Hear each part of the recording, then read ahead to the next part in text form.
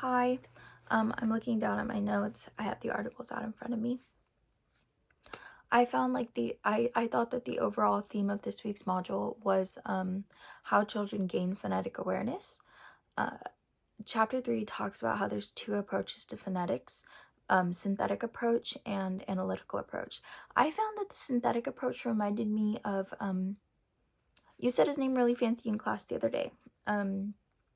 Gene, I always thought it was Paget. I didn't realize that he wasn't an American philosopher. Or I knew that, I just didn't know how to say it. Honestly, I knew he was Swiss, right? Or French. Either.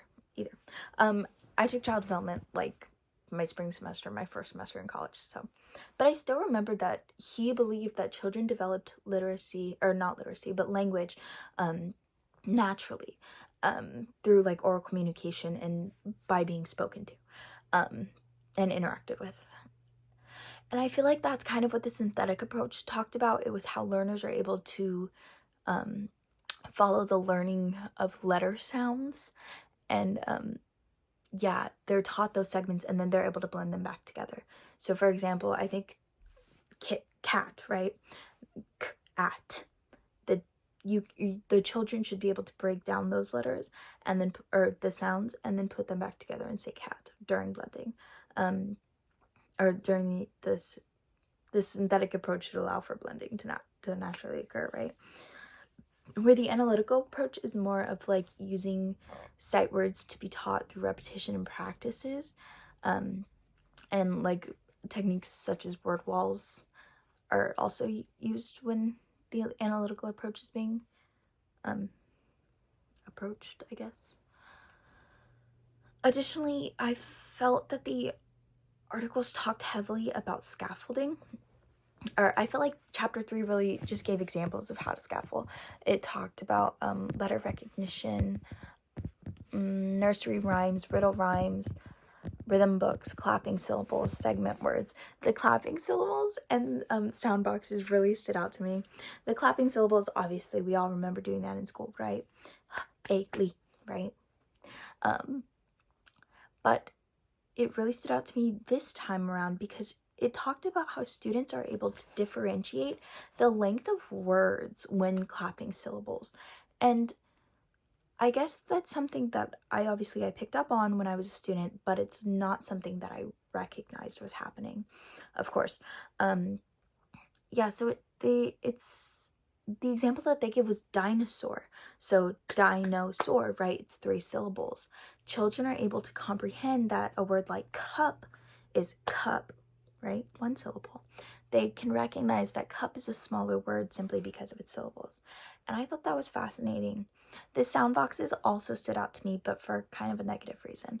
The article talked about how it's hard for students to do the sound boxes correctly. Oh, I should probably explain. The students are given like a page with like 3 or 4 boxes on them, and then they write the like syllables in separate boxes. So like dinosaur would be dinosaur, right? In separate boxes.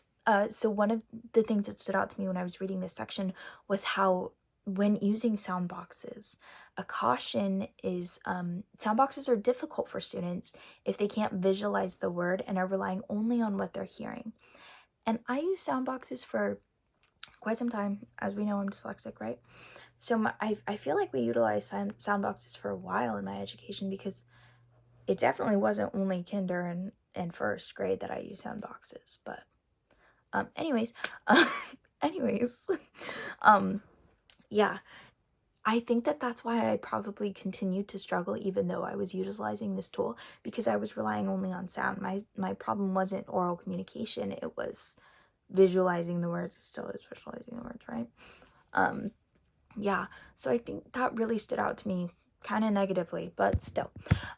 In the other article titled Using Scaffolding to Teach Phonetic Awareness in Preschool and Kindergarten by Liam, Mickey, and Teresa A.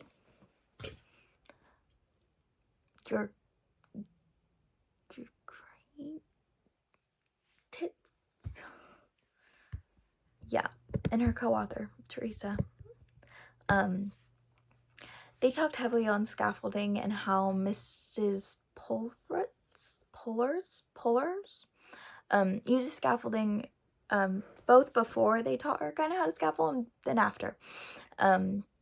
It talked about how scaffolding is really just the comments and instructions that teachers give throughout the lessons in order to guide students to the answers without jumping straight to the conclusion of the answer.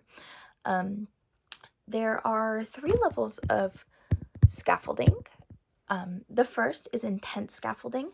During intense scaffolding, the teacher will the students need like a lot of support in the phonetic awareness process. So this will be like the teacher having to isolate and emphasize the beginning phonemic isolations so that the students are able to recognize them. So I think one of her students was named Kevin, and she was using that as an example a lot. She would go, Evan, and really emphasize the k and point to her mouth to draw her students' attention. But one of the important things when scaffolding and when doing like the demonstrations like this is not to distort the sound, because that's what's important, right?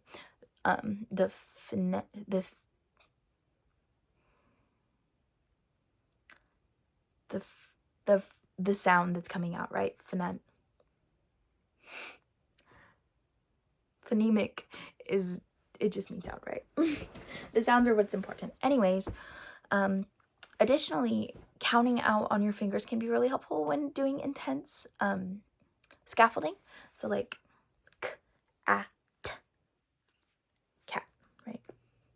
Or k, a, t. I like that. And then it's a visual, how many syllables or how many sounds are in the word, and you're looking at my mouth and seeing how my mouth is moving when I'm making those sounds, right? And all of that is very important. And then as the child begins to become more phonetically aware and get more comfortable with the activity of like identifying those phonetic sounds or those phonemes, something like that, right? Yeah, then you're able to give less support to the student, and the teacher's able to give less support to the student, and they're able to eventually work down to minimal scaffolding. So in moderate scaffolding, which is before minimum scaffolding, there's less exaggeration and to the words, and the teacher's able to still isolate the sounds and bounce or elongate the sounds, but there's less support coming from the teacher. And then in minimum scaffolding, which is like your kid almost got it, right? This teacher is able to use very limited support for the student, and the student basically got it himself. So why is phonetics important, right? It's important when students begin to read because they're able to start blending together those sounds that they would otherwise probably struggle to find the phonetic structure of when reading. An example that the reading pulled out, I think that it was the chapter 3 reading, was sounds like sh or sh, right? Oh no, that came from the video of the second lady. Hold on, what was her name? No. Yes, so in the video titled Phonological Awareness, Phonemic Awareness, and Phonics, the woman is giving the presentation on phonics, and she explains how when students begin to read, they'll if they don't have a strong phonetic awareness or phonological awareness, they'll struggle with like compound sounds or letter combinations that make one phonic or phonemic sound, like sh.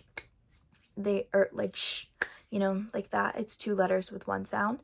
Students will struggle when it comes to reading because of phonemic things in English like that. So students need to be able to recognize sound clusters like sh, when they begin to read in order for them to develop confidence as a reader.